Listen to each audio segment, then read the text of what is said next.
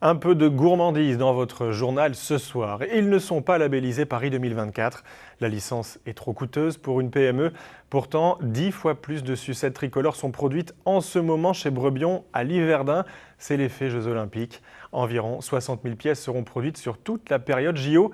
Sans oublier l'incontournable icône française, la Tour Eiffel en sucre. Le tout à savourer avec modération, bien entendu. Anne-Laure Chéry et Éric Bertrand.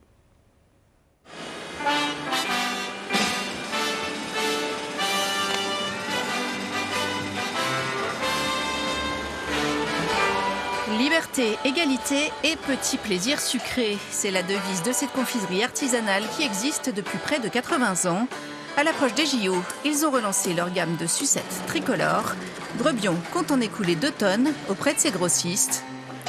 Épreuve de force, gestes répétés au millimètre, la chorégraphie de l'entreprise est aussi rodée que pour une épreuve olympique. Ça compense un peu les baisses qu'on a depuis le début de l'année, étant donné que la météo n'est pas terrible. Et puis pour nous, c'est une bonne opportunité de nous faire connaître auprès des épiceries fines sur tout le territoire français. Elles ne partent pas seulement à Paris, les sucettes, elles partent un peu dans le sud et tout ça, les Tours Eiffel. Et on a pu rentrer grâce à cette opportunité dans des grandes enseignes françaises. Les sucettes Tour Eiffel, ils les avaient lancées il y a une dizaine d'années à la demande des aéroports de Paris. En se sentant légitime, le fer de la vraie Tour Eiffel vient des aciéries de Pompée, juste à côté de chez eux. C'est pas très loin du métier de verrier.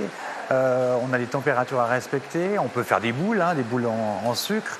Il y a un process qui est quand même difficile quand on est néophyte, quand on démarre là-dedans. C'est un vrai métier, sucre cuitier. Et si vous voulez connaître le vrai goût du patriotisme, on vous révèle un petit secret. Parfum Malabar pour les sucettes tricolores, fraises pour les Tours Eiffel.